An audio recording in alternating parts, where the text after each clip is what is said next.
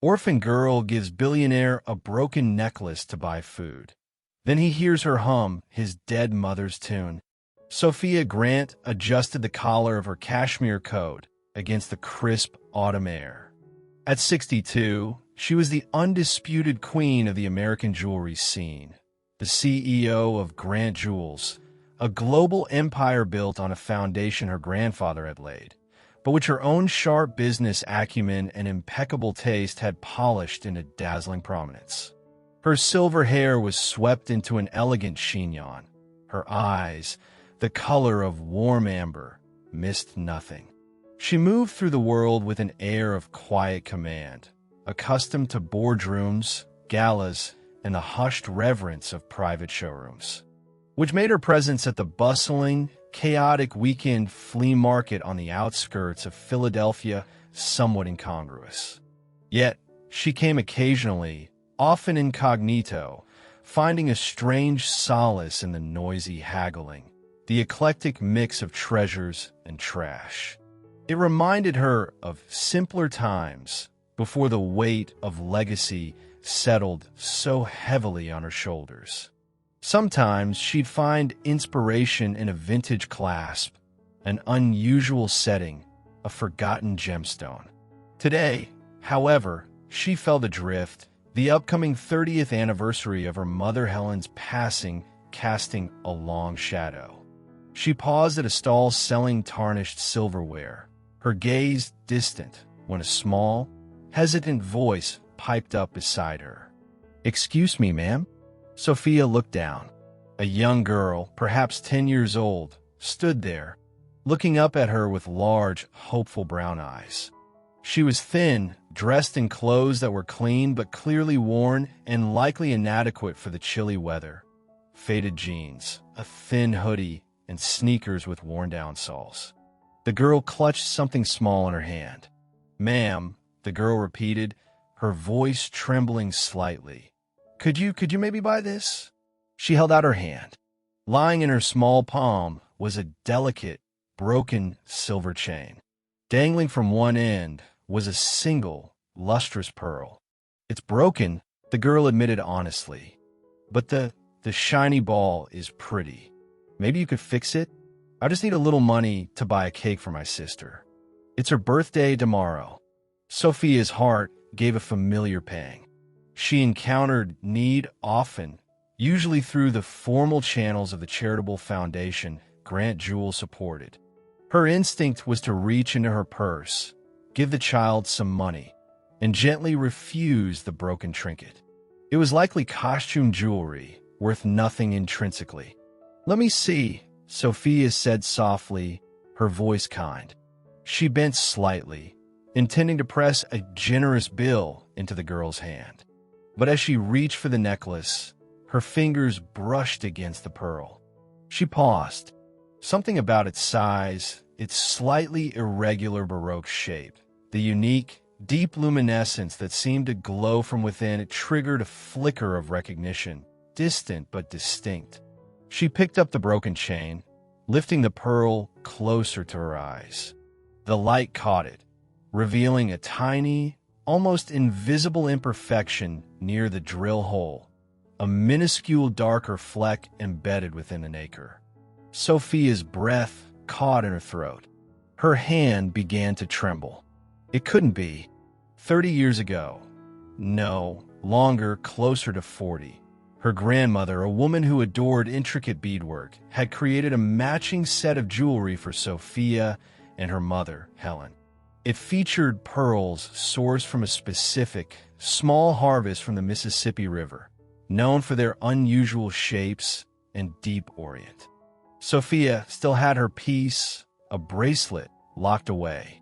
Helen's necklace, identical in pearl type, had been buried with her. Sophia remembered that specific pearl, the one with the tiny flaw, because her mother had often touched it, calling it her lucky star. Her mind reeled. How could this specific, unique pearl, part of a private family commission from decades ago, be dangling from a broken chain in the hand of a needy child at a flea market? It was impossible. Stolen? lost long ago and somehow resurfaced?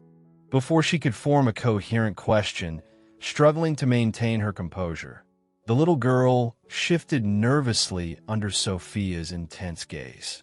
And then, unconsciously, perhaps to fill the sudden silence, she began to hum. It wasn't a pop song or a nursery rhyme. It was a simple, haunting melody, a lullaby with a distinct, slightly melancholic air. Sophia froze, the blood draining from her face. Every note resonated deep within her soul, unlocking a floodgate of memory so potent it nearly buckled her knees. That tune, it was her mother's lullaby. Helen, a gifted amateur pianist, had composed it just for Sophia when she was a baby. She'd sung it countless times at Sophia's bedside, her voice soft and loving. It was their secret song, never written down, never shared, as far as Sophia knew, with anyone else in the world. Helen had called it Sophia's song. Hearing it now, hummed absently by this child holding her mother's lost pearl, it defied all logic, all possibility. Sophia stared at the girl, seeing not just a stranger, but an impossible echo of her own deeply buried past. The flea market noise faded. Time seemed to stand still. Who was this child? Sophia struggled to breathe, her composure threatening to shatter. The unique pearl was shocking enough, but the lullaby, Helen's lullaby, it resonated with a lifetime of love and loss. A melody so deeply intertwined with her mother's memory, it felt sacred, secret. Hearing it now from this child, she knelt, ignoring the damp pavement, bringing herself closer to the girl's eye level. She placed a gentle, trembling hand on the child's thin shoulder. "Honey," she began, her voice barely a whisper, strained with emotion, "that song you were humming. It's beautiful. Where did you learn it?" The girl stopped humming, looking surprised. "Oh, my grandma used to sing it. All the time. She sang it to me and my little sister, Mia, especially when we were sad or couldn't sleep." A shadow crossed the girl's face. "She died about a month ago. Grandma died a month ago." The timeline sent another jolt through Sophia. "Your grandmother," Sophia prompted gently. "Did she tell you where she learned the song?" The girl frowned in concentration. "Don't think so. Just said it was a special song from her mama a long, long time ago. Said it was like a secret just for family."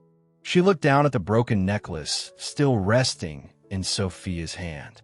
"This was Grandma's too. It was her mama's before that, I think. She kept it in a little box. Said it was the only fancy thing she ever had. Her mama's before that." "Helen?"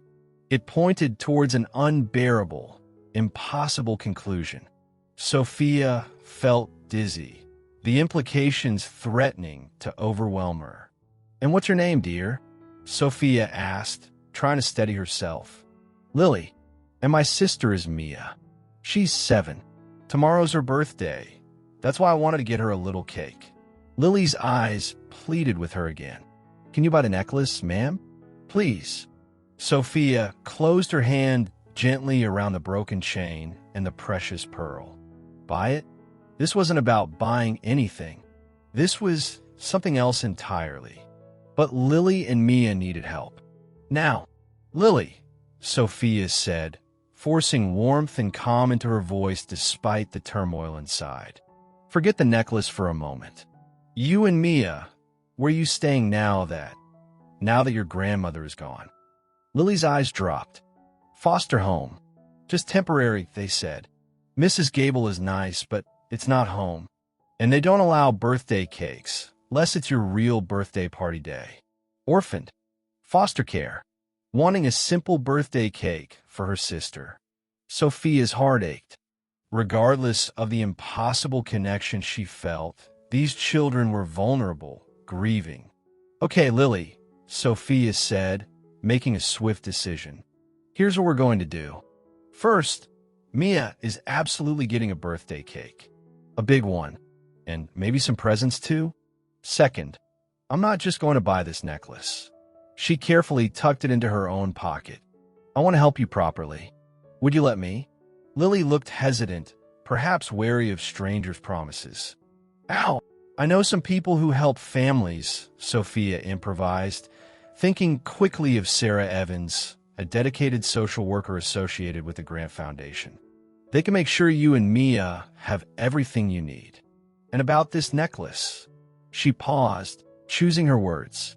It might be more special than you think. I like to hold on to it for a little while, perhaps see if I can get fixed for you. In return, she reached into her purse, pulling out not just enough for a cake, but a substantial amount. This is for you and Mia. For cakes, presents, anything you need right now. Lily's eyes widened at the amount of money. But the necklace is broken. Sometimes broken things can be fixed, Sophia said softly, her words carrying a double meaning she barely understood herself. And sometimes things are valuable for reasons other than being perfect. She stood up, taking out her phone. She made a quick, discreet call to Sarah Evans, explaining the situation briefly. Two recently orphaned sisters needing immediate support and assessment. Sarah, professional and compassionate, promised to meet them discreetly nearby and ensure the girls were safe and cared for while respecting Sophia's request for initial confidentiality regarding her own involvement. Sophia then took Lily to a nearby cafe, bought her hot chocolate and pastries, and waited with her until Sarah arrived. Sarah greeted Lily with a warm smile, instantly putting the girl at ease. Sophia watched them go, promising Lily she would be in touch very soon about the necklace, her mind reeling. As Sarah's car pulled away, Sophia leaned against the cold brick wall of the cafe, pulling the broken necklace from her pocket. She stared at the pearl, its familiar flaw catching the light. Then she thought of the lullaby, Helen's secret song, passed down through generations she never knew existed.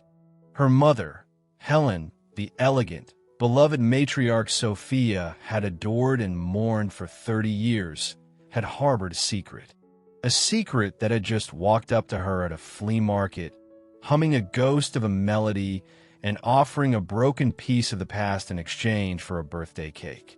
Sophia didn't know where this path led, but she knew, with absolute certainty, she had to follow it. The quest to understand the girl named Lily and the hidden life of her mother had just begun. Back in the serene, opulent sanctuary of her penthouse office overlooking the Philadelphia skyline, Sophia felt utterly disoriented. The world of Grant jewels, the precise geometry of gemstone cuts, the cool weight of platinum, the intricate dance of global markets, felt distant, unreal. Her reality had been fractured by a 10-year-old girl, a broken pearl, and a forgotten lullaby. She placed the necklace fragment on a velvet tray under the bright light of her jeweler's lamp. The pearl glowed with that unique, deep luster she remembered so vividly. The tiny embedded flaw, the lucky star Helen had called it, was unmistakable. Using tweezers, she gently examined the broken link of the silver chain still attached. It was tarnished, clearly old, the craftsmanship simple but decent, consistent with her grandmother's hobbyist skills. She buzzed her longtime executive assistant. "Margaret, cancel my appointments for the rest of the day. And get Mr. Davies on the line for me. Urgent and confidential." Arthur Davies had been the Grant family lawyer and Sophia's trusted advisor for decades. He was discreet, thorough, and utterly loyal. When he came on the line, Sophia's voice was low, tight, with controlled emotion. "Arthur, I need your help with something deeply personal. It concerns my mother." She recounted the encounter at the flea market, the pearl, the lullaby, the girl named Lily. Davies listened patiently, his silence conveying his understanding of the gravity of the situation. "I need to know if it's possible," Sophia concluded, her voice trembling slightly. Could my mother have had another child? A child no one knew about? Sophia, Davy said gently. Helen was young once, long before she married your father. It was a different time. Secrets were kept, especially in families of a certain standing. It's plausible, but confirming it after all these years will be difficult. I need you to try. Arthur, Sophia insisted. Focus on the years before her marriage, maybe even the early years after. Her late teens, early 20s. She spent a year studying music in New York before settling down. Perhaps something happened then? Look for any records, hospital admissions, private adoption arrangements. Her maiden name was Beaumont. Search under that too. And there was a relationship she had before my father. A musician, I think. My grandparents disapproved vehemently. I barely remember his name. Robert, maybe? Robert Sinclair. I'll start immediately, Sophia, Davies assured her. But be prepared. Record from that era can be incomplete, sealed, or simply lost. And memories fade. While Davies began his painstaking search, Sophia delved into her own archives of memory. She pulled out old photo albums, boxes of letters, even Helen's sparsely kept diaries from her youth. She looked at photos of her mother, young, vibrant Helen Beaumont, before marriage, then the elegant Mrs. Grant. Were there clues she had missed? Moments of unexplained sadness behind her mother's warm smile? Trips Helen had taken alone, explained away as visiting old friends. She remembered Helen sometimes receiving letters with unfamiliar postmarks, letters she read privately and never discussed. She recalled hushed, tense phone calls between Helen and Sophia's grandmother, overheard fragments about responsibility and discretion. At the time, Sophia had assumed they were discussing family finances or social obligations. Now, those fragments took on a potentially devastating new meaning. And a lullaby. Helen had always stressed it was their song. Why would she teach it to anyone else? Unless she had taught it to another child first? A child she couldn't keep? The thought was both heartbreaking and suddenly terrifyingly logical. Sophia also brought the pearl to Dmitry Volkov, Grant Jewel's chief gemologist, a man with an encyclopedic knowledge of gemstones and the company's history. Dmitry, she said, placing the pearl before him. Tell me about this. Volkov adjusted his loupe, examining the pearl intently. He measured it, checked its luster, its surface. He nodded slowly. Ah, yes. Mississippi River Pearl, Baroque. From the Abernathy harvest, circa 1950s, I believe. Your grandmother, Mrs. Beaumont, purchased a small, exclusive lot of these. Very distinctive orient. And this one, he pointed with a fine tool, has the characteristic star inclusion we noted in the appraisal records for Mrs. Grant's necklace. He looked up at Sophia, his expression curious. An extraordinary match to the pieces your grandmother made for your mother. Where did you acquire this, MS? Grant. It found its way to me, Dmitry, Sophia replied evasively. Thank you. That's all. The confirmation sent another tremor through her. The pearl was genuine. It was Helen's. Days turned into a week. Sophia went through the motions of running her empire, but her focus was elsewhere, caught between the past and the potential future represented by Lily and Mia. Sarah Evans kept her updated. The girls were safe, adjusting to foster care as well as could be expected, though Lily was quiet and Mia missed her grandmother terribly. They had received the funds Sophia provided, and Mia had gotten her birthday cake. Sophia resisted the urge to visit them immediately, knowing she needed answers first. Rushing in with half-truths or uncertain hopes would be cruel.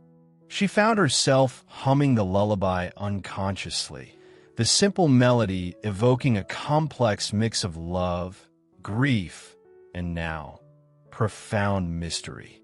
It felt like a thread spun by her mother decades ago, connecting her not only to her own childhood, but potentially to a hidden branch of her family tree, a branch represented by 2 little girls in foster care.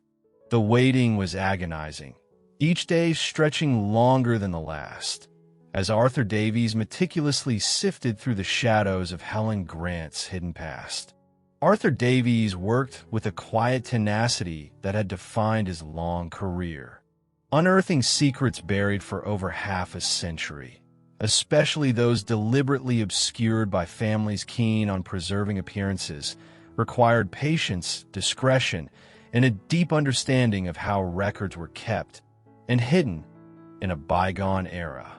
He started with Helen Beaumont's youth in the late 1950s and early 1960s. He cross-referenced her known movements, her time studying music in New York, family trips, social calendars, with hospital admission records, discreet inquiries at clinics known to cater to private matters, and searches for birth announcements or adoption filings under variations of Helen's name or potential aliases. The name Robert Sinclair, the musician Helen had briefly dated against her parents' wishes, proved difficult to trace definitively. Many men shared the name, and his artistic career seemed short-lived and obscure. Weeks passed. Sophia grew increasingly anxious, haunted by the image of Lily's hopeful face and the echo of Helen's lullaby. She threw herself into work, launching a new collection with feverish intensity, but found little distraction. Then Davies called. "Sophia, I think I may have something. It's circumstantial, fragmented, but compelling." He had found records of Helen Beaumont being admitted to a small, private hospital outside New York City for several weeks under the guise of recuperation from exhaustion, during a period when she was supposedly studying abroad, according to family lore. Crucially, around 9 months after her known relationship with Robert Sinclair ended, and during this supposed recuperation, records from a nearby county courthouse showed a private adoption finalized. The birth mother was listed anonymously, but the adopting parents were a modest couple, a teacher and a mechanic, named Miller. The child was female. The dates align, Sophia, Davies said carefully.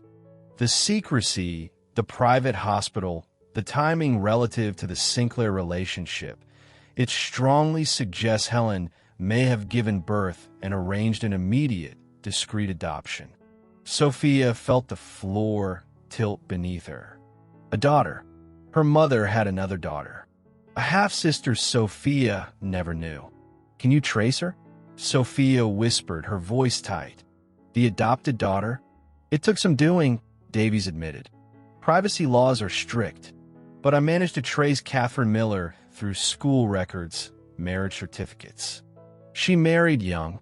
Name became Catherine Peterson. Lived a very ordinary life in upstate New York. Worked as a librarian's assistant. 2 children." Sophia held her breath.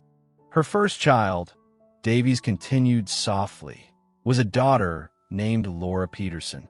Laura married a man named Michael Hayes. They had 2 daughters. He paused. Lily Hayes, born 10 years ago, and Mia Hayes, born 8 years ago. Lily and Mia Hayes. The names matched the information Sarah Evans had relayed from foster care. Laura and Michael Hayes both died in a car accident 3 years ago, Davies said, his voice filled with sympathy. According to neighbors and school records, the maternal grandmother, Catherine Peterson, formerly Catherine Miller, the adopted daughter, stepped in and took custody of the girls. She raised them until her own death from illness about 6 weeks ago. It all fit. The timeline, the names, the circumstances. Lily's grandmother, Catherine, was Helen Beaumont Grant's secret firstborn.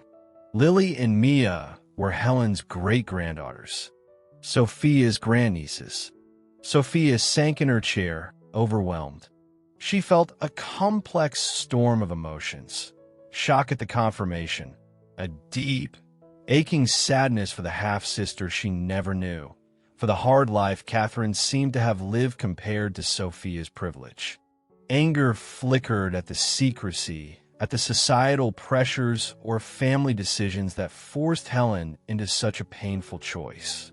And beneath it all, a profound sense of awe, of wonder that despite everything, a connection had survived through a fragile pearl and a whispered lullaby passed down from mother to daughter to granddaughter. The necklace, Sophia murmured. Catherine must have kept it. Maybe Helen managed to give it to the Millers? Or perhaps it was the only tangible link Catherine had, something she treasured. Impossible to know for sure, Davies said, but it seems likely Catherine cherished it and the lullaby as the only connections to the birth mother she likely never knew personally. Sophia closed her eyes, picturing Helen humming that tune. Had she hummed it to baby Catherine before giving her away? The thought was almost unbearable. "Thank you, Arthur," Sophia said, her voice thick with emotion. "Thank you for finding them." Now she knew. The mystery was solved, replaced by a new, urgent imperative. Lily and Mia weren't just two unfortunate orphans she felt sympathy for.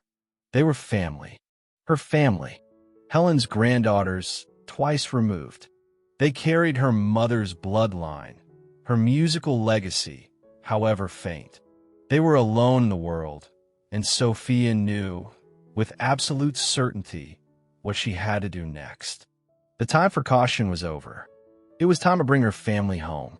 Sophia moved with the same decisiveness she applied to her business, but now fueled by a deep emotional imperative. Working closely with Arthur Davies and Sarah Evans, she navigated the necessary legal and social channels. Given the girls' orphan status and Sophia's confirmed biological link as their great-aunt, establishing legal guardianship proved relatively straightforward, though it required sensitivity and careful handling to avoid overwhelming Lily and Mia. Sophia chose to meet the girls again, not at her imposing mansion, but at a cheerful, private room Sarah Evans arranged at a community center associated with the Grant Foundation. It had comfortable chairs, art supplies scattered on a table, and large windows overlooking a park. Sophia brought no lawyers, no entourage, just herself, bearing a photo album and a heart full of trepidation and hope. Lily recognized her immediately, her face lighting up slightly. The necklace lady, Mia, smaller and shyer, hid behind her older sister. "Hello, Lily." "Mia," Sophia said warmly, kneeling to their level. "I told you I'd be in touch about the necklace, but I also learned something amazing. Something about your grandma Catherine and her mother before her." Gently, patiently, Sophia explained the story. She showed them pictures of a young Helen Beaumont, pointing out the resemblance around the eyes, the smile. She told them how Helen had loved music and composed a special lullaby. She explained that Helen, for reasons rooted in a difficult time long ago, had made the painful choice to have her first baby, Catherine, raised by another loving family, the Millers. "So, your grandma Catherine," Sophia said softly, meeting Lily's wide, searching eyes, "was my mother Helen's first daughter. That makes her my half-sister, even though we never got to meet. And that makes you girls." She smiled, her own eyes misting over, "my grandnieces. It means we are family." Lily stared at her, tried to absorb the information. "So, the lullaby, it really was Grandma's mama's song?" "Yes," Sophia confirmed. "My mother, Helen, wrote it. She sang it to me, and somehow she must have made sure your grandma Catherine learned it too, so it could be passed down, like a secret message of love." Mia peeked out from behind Lily. "Are you like a queen?" she asked, awestruck by Sophia's elegant appearance. Sophia laughed, a genuine, warm sound. No, sweetheart, not a queen, just your great-aunt Sophia. She spent hours with them that afternoon, answering their simple questions, sharing more stories about Helen, learning about their life with Grandma Catherine. She saw Lily's quiet strength, her protective love for Mia. She saw Mia's shy sweetness. By the end of the afternoon, a fragile understanding had begun to form. The transition wasn't instantaneous. Sophia became their legal guardian, and they moved into her home. Initially, she prepared a beautiful suite of rooms for them in a separate wing, wanting to give them space. But Mia, prone to nightmares after losing her grandmother, soon started creeping into Sophia's room at night. Lily followed, wanting to be close to her sister. Before long, the guest suite was abandoned, and the three of them formed an unconventional household, finding their rhythm in shared breakfasts, homework help, and bedtime stories.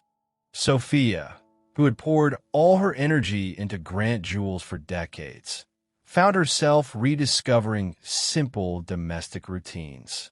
She learned Lily loved to draw, and Mia had a surprising knack for organizing things.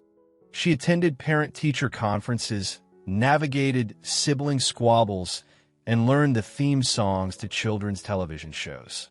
Her large, quiet mansion began to fill with the sounds of childhood, laughter, occasional arguments, and often Lily humming unconsciously as she drew. Each time Sophia heard the lullaby, her heart swelled. It was bittersweet, a reminder of her mother's secret pain, but also tangible proof of love's endurance. She had the broken necklace expertly repaired by her finest jeweler. The flawed pearl gleamed, no longer just a relic of the past, but a symbol of their fractured family line, now mended. She gave it to Lily, who wore it proudly, understanding its significance. Sophia established generous trust for the girls' education and future, ensuring they would have opportunities their grandmother and mother never did.